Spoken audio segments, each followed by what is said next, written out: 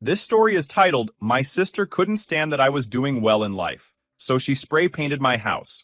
I posted the video online. Parents called me too selfish, but they were left speechless after hearing what the police officer I brought had to say. Hi everyone. Before we dive in, a quick favor. If you enjoy content like this, please hit the subscribe button. It's free, supports the channel, and makes sure you never miss out on amazing videos. All right, let's get started. Hey everyone, so I've been holding on to this story for a while, and honestly, it still gets under my skin every time I think about it. Family drama and all that garbage, it's been my reality for as long as I can remember. I've got a younger sister, Jenna, who's 26 female now. I'm 30. We don't get along, and honestly, I don't think we ever will. She's been the center of attention since day one, and I've always been the guy left standing on the sidelines. When we were kids, I didn't think anything was off at first. My parents used to be super supportive of me. I still remember my mom cheering like crazy at my soccer games, and my dad bragging about my school projects to the neighbors. But everything changed when Jenna was born. Suddenly, it was like I didn't exist anymore. I tried hard to stay relevant. I started studying hard and getting straight A's and joining clubs, not because I loved those things, but because I thought maybe, just maybe, I could earn back a little of their attention. But I didn't. No matter what I did, Jenna was always the star of the show. And the crazy part, she didn't do anything special to earn it. She just had this way of soaking up all the attention, even when it wasn't supposed to be about her. Let me give you an example. My 18th birthday. My parents threw me a party, and for once I thought, hey, maybe today will actually be about me. Midway through the party, we get a call from the police. Jenna, who was 14 at the time, had been caught vandalizing some property with her friends. Her friends ran off, but Jenna got caught. My dad, being a cop, pulled some strings and got her off with a warning. By the time they brought her home, the party vibe was completely gone. I just sat there cutting my cake by myself while my parents lectured Jenna in the kitchen. And that wasn't even the worst of it. There was a final straw that changed everything. When I was 21, I'd just landed my first real job, and I was so excited. I came home ready to celebrate with my family, but Jenna had other plans. She shows up with her high school boyfriend and announces that they're engaged. This despite the fact that she was only 17. And just like that, my celebration turned into an engagement party. I was absolutely pissed, but when I tried to talk to my parents about how unfair it was, they dismissed me, told me I was overreacting and that I should be happy for Jenna. That was the day where I didn't stay silent and decided I was done. I cut ties with my family after that. I know it sounds extreme, but I couldn't take it anymore. They never took my side, never stood up for me. It was always about Jenna. I didn't want to be part of a family where I was treated like an afterthought. The thing is, Jenna thrived on this dynamic. She loved being the center of attention, and she didn't care who she had to step on to stay there. Every time I achieved something, she found a way to one-up me or shift the focus onto herself. And my parents let her get away with it every single time. After I walked away, they tried to reach out a few times, sent some texts, left some voicemails, but I ignored them. It's been 9 years now, and I haven't spoken to them since. I heard bits and pieces about Jenna through the grapevine, mostly from relatives who still keep in touch with my parents. Apparently, she called off that engagement a few weeks later. Shocking, right? Turns out it was just another stunt to grab attention.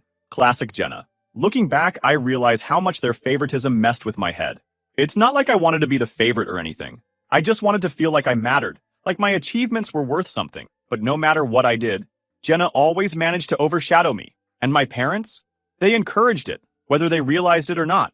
The thing about Jenna is that she's not just selfish. She's manipulative. She knows exactly how to play people, how to get them on her side. My parents were her biggest enablers. Every time she screwed up, they were right there to clean up her mess. Meanwhile, I was left to fend for myself. It wasn't easy walking away from my family, but it was necessary. I needed to put some distance between us, to focus on myself for once. I started fresh. I got serious about my career, saved every penny I could, and poured my energy into building a life I could be proud of. My first goal was moving out of the apartment I'd been stuck in since college. It wasn't bad, but I wanted something that felt more like mine. 2 years ago, I finally made that happen. I bought a house. Not just any house. A place that screamed, this is what I've worked for. It had everything I wanted. Space, privacy, and a fresh start. Moving into that house felt like crossing a finish line.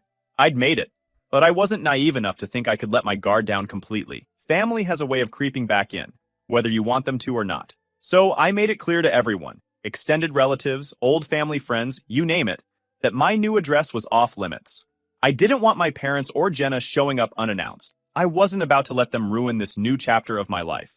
Meanwhile, life for Jenna wasn't going so great. I didn't have direct contact with her, obviously, but people talk. From what I heard, her big business venture a few years ago was a complete disaster. She'd tried to start some kind of event planning company, which honestly is laughable considering how disorganized she is. It didn't take long for the whole thing to go under, leaving her drowning in debt. And of course, Mom and Dad were there to bail her out, just like always. Jenna's failure didn't stop there. I'd heard whispers about her borrowing money from friends and even getting tangled up in some shady dealings.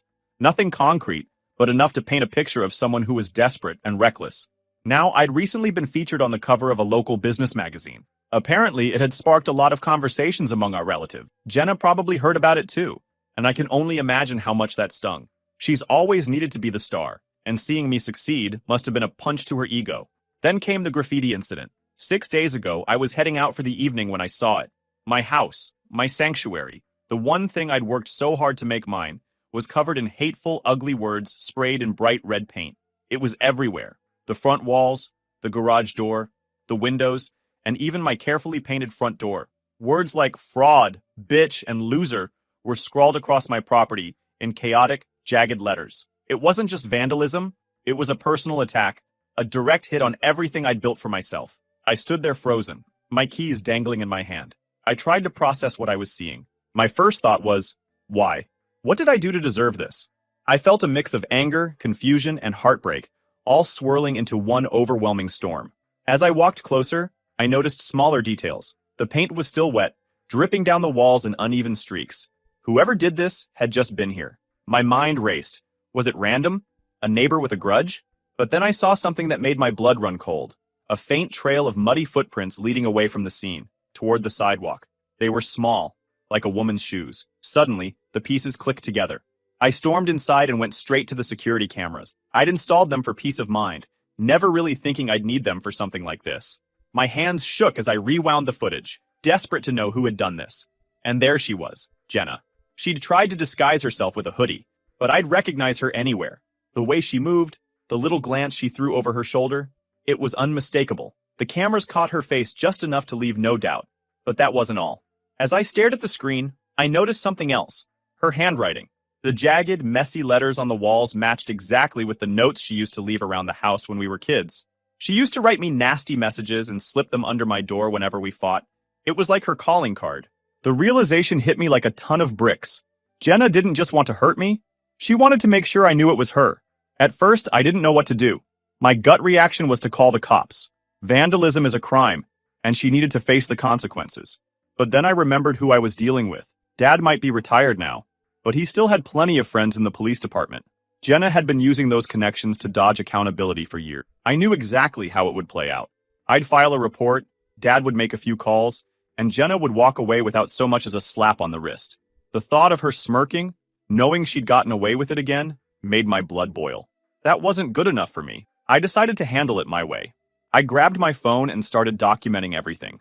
I took pictures of every hateful word, every streak of paint, and every inch of damage. I even recorded a video of myself standing in front of the graffiti, explaining what had happened. Then, I pulled up the security footage and took screenshots of Jenna in action.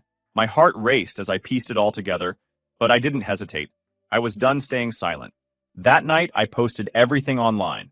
I didn't name Jenna outright, but I didn't need to. Anyone who knew us, family, old friends, distant relatives, could easily connect the dots. The caption was simple. This is what happens when someone can't handle your success. Proof included. The response was immediate. The post blew up within hours, gaining likes, shares, and comments faster than I could keep up. People were furious on my behalf. Strangers I'd never met were calling Jenna out for her behavior, and friends were flooding my inbox with messages of support. Even relatives who'd stayed neutral for years started chiming in, expressing shock and disgust at what Jenna had done. For the first time in years, I felt like I had the upper hand. Jenna wasn't going to walk away from this without facing real consequences. And if my parents wanted to defend her, that was their choice. But they'd have to live with the fallout. I spent the rest of the night repainting the front door and scrubbing off the paint where I could. It wasn't just about fixing the damage, it was about reclaiming my space. By the time I was done, I was exhausted but oddly satisfied. The graffiti was gone, but the post stayed up. This wasn't just about exposing Jenna, It was about standing up for myself. For too long, I'd been silenced, ignored, and dismissed. Not anymore. By the end of that week, I'd repainted the house and cleaned up the mess Jenna had made. It didn't cost me that much, and I didn't bother cleaning. I somehow felt some satisfaction. The post stayed up. It wasn't just about exposing Jenna. It was about reclaiming my voice. For too long, I'd been silenced, ignored, and dismissed. Not anymore. That was my mantra as I watched my post spread like wildfire. People I hadn't talked to in years were commenting, messaging, and sharing it. The support was overwhelming. Some strangers were flat out furious on my behalf, asking how someone could be so entitled and hateful. Others shared their own stories of family drama and betrayal, saying they related to my situation. For once, I didn't feel like the crazy one. Of course, not everyone was on my side. A few people tried to play devil's advocate, suggesting I should have handled it privately. But honestly, I'd been keeping quiet for years. I was done protecting Jenna from the consequences of her actions. She vandalized my house, and I had every right to call her out. Jenna wasn't happy about it, of course. Not one bit. Her messages were all fake apologies and desperation. She kept saying, "Come on, we're family," as if that suddenly erased everything she'd done. She offered to pay for the damages, which was laughable considering she didn't have 2 pennies to rub together. The only money she had was coming from our parents, and we both knew it. I ignored the financial offer and demanded that she acknowledge her actions and publicly apologize for the damage. I told her I would only consider deleting the post after she did so. She flipped. She said it wasn't fair to ask her to humiliate herself like that. Humiliate? No, it was accountability. Something she'd never experienced before. Jenna always had a way of twisting things to make herself look like the victim. She said the post was ruining her life, but the truth was, she'd been ruining her own life long before I hit upload. Then my parents jumped in, as expected. My dad called first, his voice tight with anger. He didn't even ask me how I was doing or why I'd posted it. He went straight to defending Jenna. "You need to take that post down. Do you realize what you've done to your sister's reputation?" he barked, as if Jenna's reputation was my responsibility. I told him Jenna should have thought about that before spray painting my house. Dad wasn't having it. He started throwing around phrases like family unity and we need to stick together. I could almost hear Mom coaching him in the background. They acted like I was tearing the family apart, ignoring the fact that Jenna had been doing that for years. I stayed calm and told Dad that if Jenna wanted the post down, she knew what to do. I wasn't budging. Later that day, Mom called. She tried a different tactic, hitting me with the guilt trip. She started crying, saying, "I never thought you'd do something like this. You're better than this." Better than what? Standing up for myself? She admitted they'd treated Jenna and me differently growing up, but then said, "We've tried so hard to fix things with you, and this is how you repay us?" I couldn't believe what I was hearing. Fix things? They'd ignored me for years, excused Jenna's behavior, and now they were playing the victim? I told her that if she wanted to fix things, she could start by holding Jenna accountable. She kept sobbing, saying I was being unfair. I let her cry it out, but I didn't change my mind. The comments on the post kept rolling in, and eventually, some of Jenna's old friends chimed in. They brought up things I didn't even know about. Girls' fights she'd started, scams she'd run, and other shady behavior. The more people talked, the clearer it became that Jenna's reputation wasn't something I'd ruined. She'd done that all on her own. At this point, Jenna was desperate. She sent me another message, this one angrier than the last. She accused me of being a wannabe martyr, said I was blowing things out of proportion, and even called me jealous. Jealous? Of what? Her debt? Her dad launched into some speech about family and forgiveness, while Mom tried her best to look upset. The lawyer handed me some papers, saying the post was defamatory and needed to come down. I skimmed the documents, handed them back, and said, "If you want to sue me, go ahead. But good luck explaining why Jenna was caught on camera vandalizing my property." My uncle tried to mediate. "Look, I know Jenna messed up, but this is getting out of hand. Let's sit down and work this out." I agreed, but the moment Jenna walked in, she started yelling about how I'd ruined her life. "You don't even know what you've done," she said, pacing around the room. I stayed silent and unresponsive, letting her rant, which seemed to piss my dad off. He exploded. He slammed his fists on my coffee table so hard that it broke, the wood splitting and collapsing. The room went silent as everyone stared at the damage. Dad glared at me and shouted, "Are you just going to sit there and do nothing? This is your family and you're tearing it apart." I didn't respond. I just stared at him. That seemed to make him angrier, but my uncle stepped in to pull him back. No one said anything for a while. The tension thick in the air. Finally, Mom spoke. "Please, take it down. Do it for the family." "No," I said. "Jenna made her choices, and now she's dealing with the consequences. I'm not fixing this for her. Dad stormed out without another word. Jenna followed, slamming the door. Mom hesitated, looked at me, then left too.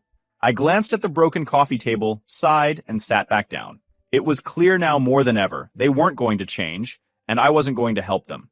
After they left, I sat down and scrolled through the comments on my post. The support was still pouring in. People were sharing their own stories, thanking me for standing up to someone toxic. It felt good to know I wasn't alone. The next few days were tense. Jenna kept sending me messages, ranging from fake apologies to outright threats. "You're ruining my life," one read. Another said, "If you don't take it down, I'll make sure you regret it." Classic Jenna, always trying to bully her way into getting what she wanted. I didn't respond. Engaging with her felt like pouring gasoline on a fire. Then, things escalated. My uncle called and tried to play mediator again. "Listen," he said, his tone way too calm for my liking. "Jenna's struggling right now. You have no idea what this post is doing to her." "Struggling?" I shot back. "She vandalized my house and you're worried about her feelings? Maybe she should have thought about that before grabbing a spray can." My uncle sighed, clearly frustrated. "It's not just about her, you know. Your dad's reputation is on the line too. People are starting to talk." That part got my attention. I hadn't even thought about how this might blow back on my dad. He'd spent years covering for Jenna, and now it was catching up to him. But instead of feeling bad, I felt vindicated. For once, their perfect little facade was cracking. The next day, Jenna showed up at my house, pounding on the door hard enough to wake the neighbors. I opened it, and before she could push her way in, I stepped in front of her, blocking her path. "What do you want, Jenna?" I asked, keeping my tone firm. "We need to talk," she said, trying to sidestep me. "You're not coming in. Say whatever you have to say right here," I replied, standing my ground. She looked annoyed but didn't argue. "Fine. That post, you need to take it down. Now." I crossed my arms. Not happening. Her frustration was written all over her. She glanced behind me, as if weighing her chances of barging past. "You've ruined everything. My life, my reputation. Do you even care? Did you care about my house when you vandalized it? Did you care about my life or reputation then?" I asked, holding her gaze. She threw her hands in the air. "This isn't fair. You don't know what I've been through." I took a step forward, closing the gap. "You're right. I don't. But that's not my problem, Jenna. You made your choices, and now you're dealing with the consequences." Her eyes darted to the side, looking for something to latch onto. I saw her glance at a flower pot on my porch, her hand twitching like she might grab it. Before she could, I stepped in front of it. "Don't even think about it." She let out a sharp breath, then took a step back, clearly frustrated. "You think you're so much better than me, don't you? Sitting here in your perfect little house, acting like your life is so great. I don't think I'm better than anyone, Jenna. But I'm not the one who showed up at your house and started causing problems. You don't get to make a mess and then blame me for the cleanup." Her mouth opened, then closed like she wanted to argue, but couldn't find the words. Finally, she turned toward the driveway. "You'll regret this," she said over her shoulder, before slamming the gate shut behind her. I stood there for a moment, watching her storm off. I wasn't angry, not anymore. I just felt tired. Jenna had spent years trying to pull me into her chaos, but this time I wasn't letting her. If she wanted to fix her life, that was on her. My job was to protect mine. Later that night, I got a call from my uncle. He sounded panicked. "Jenna's talking about legal action," he said. "She thinks if she sues you, you'll cave." "Let her try," I said. "She's got no case." "That's what I told her, but she's not listening," my uncle replied. "She's out of control and your parents aren't helping. They're still trying to protect her." I sighed, feeling the weight of it all. That's their problem, not mine. I'm done cleaning up their messes. The showdown wasn't just between Jenna and me. It was me versus my entire family dynamic. I'd been the scapegoat for years, the one who was supposed to quietly accept being ignored and mistreated. But now, I had a voice, and I wasn't about to give it up. The next few days were quiet. Almost too quiet. Jenna stopped messaging me and my parents didn't show up again. I figure they are regrouping, trying to come up with a new plan. But I don't care. If they surprise me with anything new, I'll post an update. Final update. Hey guys, just like I promised you, I came back with an update since unexpected scandals started revealing. A few days after my uncle's call, my hunch was confirmed. My post had gained even more traction, and the comments were relentless. People were sharing it, dissecting the security footage, and even digging up more dirt on Jenna. It was like the internet had decided to be my personal investigator. Some of the stories coming to light were shocking, even to me. Apparently, Jenna had been involved in more than just vandalism. People were coming forward with tales of unpaid debts, shady business deals, and even accusations of drug dealing. Someone shared a screenshot of a group chat where Jenna had been bragging about getting away with stuff because of Dad's connections. That screenshot went viral, and suddenly, the story wasn't just about me. It was about a corrupt system that protected people like Jenna. The fallout hit my parents hard. Dad's reputation, which he'd built over decades as a respected officer, was crumbling. His name was being dragged into every comment thread, with people accusing him of covering up Jenna's messes for years. And honestly, they weren't wrong. Dad had enabled Jenna his entire life, bending the rules to shield her from consequences. Now, it was all catching up to him. Mom wasn't handling it well either. She'd always been the emotional one, but this was different. I heard through a relative that she'd started seeing a therapist, which frankly was long overdue. Jenna, predictably, was in full meltdown mode. The last I heard, she was staying with a friend, trying to lay low. She'd deleted all her social media accounts, probably to avoid the barrage of messages calling her out. But it was too late. The damage was done, and everyone knew what kind of person she really was. Then, the legal consequences started piling up. Someone had anonymously reported Jenna's vandalism to the police, and since the footage was already public, there wasn't much Dad could do to intervene. Jenna was arrested and charged, not just for vandalizing my house, but for several other incidents that had come to light through the post. The cherry on top? The accusations of drug dealing were serious enough to warrant an investigation. Jenna's reckless behavior was finally catching up to her, and there was no escaping it this time. For me, the fallout was oddly validating. I'd spent years being told I was overreacting, that I was too sensitive, that I needed to let things go. But now, the truth was out there, and people were finally seeing what I'd been dealing with. Relatives who'd stayed neutral or sided with my parents started reaching out to apologize. Even strangers on the internet were rooting for me, sending messages of support and encouragement. But a few days later, I got a call from Aunt Linda. Her tone was sharp, almost accusatory. "Your post is causing drama," she said, like I hadn't noticed. "Your parents are beside themselves and Jenna's devastated. Maybe you should think about taking it down, for the sake of family peace." I let her words hang in the air for a second before replying. "Have you even seen the footage, Aunt Linda?" I asked, keeping my voice calm. There was a pause. "I don't need to," she said defensively. "This is a private matter. Airing dirty laundry online only makes things worse for everyone." I couldn't believe what I was hearing. Even with all the evidence, some people still wanted to protect Jenna. It wasn't about right or wrong to them. It was about keeping the family's image intact. Well, maybe if Jenna thought about that before vandalizing my house, we wouldn't be having this conversation, I shot back. Linda sighed, clearly frustrated. "You're not helping, you know. Your parents are under so much stress, and this isn't going to fix anything." "And coddling Jenna will?" I asked, my patience wearing thin. "I'm not taking the post down, Linda. If you're more worried about appearances than what Jenna actually did, that's on you. But don't expect me to play along." She muttered something under her breath and hung up, leaving me shaking my head. It was wild to me that even after seeing the proof, some people still thought I was the problem, despite how others see it. The real problem is that my parents still couldn't see the bigger picture. They kept blaming me for everything, insisting that if I'd just taken the post down, none of this would have happened. It was maddening. Jenna had made her own bed, and yet, somehow, I was the villain for refusing to clean up her mess. And since they chose their side, they had to deal with the consequences. The other night, I got a text from my uncle. "Your dad lost his job today," it read. I stared at the screen, unsure how to feel.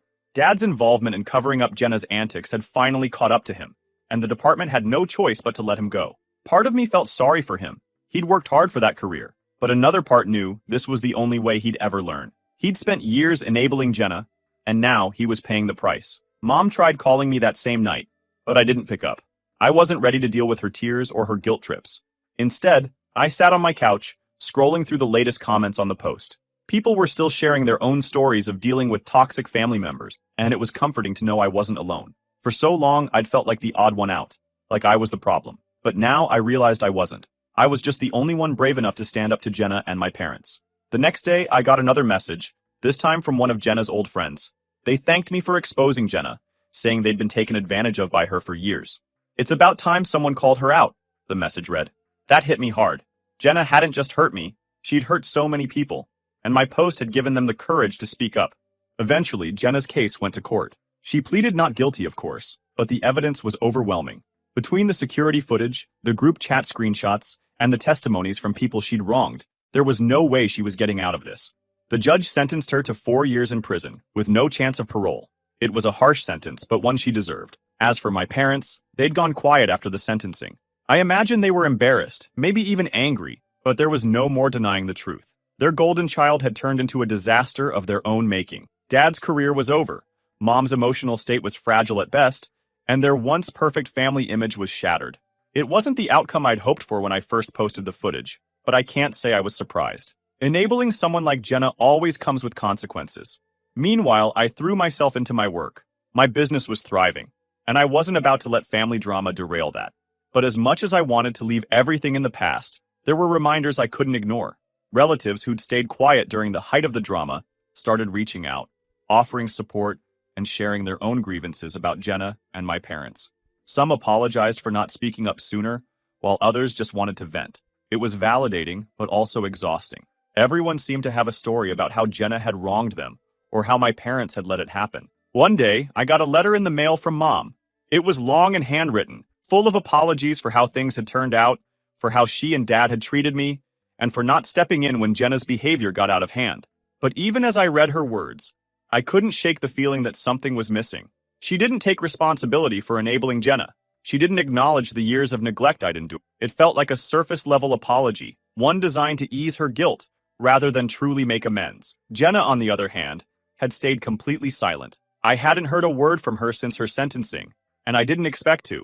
Whatever relationship we might have had was long gone, and I was okay with that. Jenna had made her choices, and now she was living with the consequences. I didn't owe her anything. Not my forgiveness, not my understanding, and certainly not my time. As the months turned into a year, I focused on building a life that felt true to me. I traveled more, met new people, and even started dating again. It wasn't easy letting my guard down after everything I'd been through, but I was determined not to let my family's dysfunction define me. I deserved better, and for the first time in my life, I was giving that to myself. Looking back, it's hard to believe how much has changed. The person I was before all of this, the one who stayed quiet, who let Jenna and my parents walk all over her, feels like a stranger. I'm not that person anymore, and I'm proud of the growth I've achieved. It wasn't easy, and there were days when it felt like the weight of it all might crush me. But I made it through, and I came out stronger on the other side. The post that started it all is still up. Not because I need the validation or the attention, but because it's a reminder of how far I've come. It's a symbol of the moment I took control of my life and stood up for myself. And while I don't dwell on it anymore, I'm glad it's there. A testament to my strength and resilience. Moving on doesn't mean forgetting. It means learning from the past, taking those lessons, and using them to build a better future. That's what I'm doing now. Jenna, my parents, and the chaos they brought into my life are just chapters in my story. Important ones, sure, but not the whole book. The best part? I'm finally in control of my own story, and for the first time, I'm genuinely excited about where it's headed. Thanks for sticking around and reading.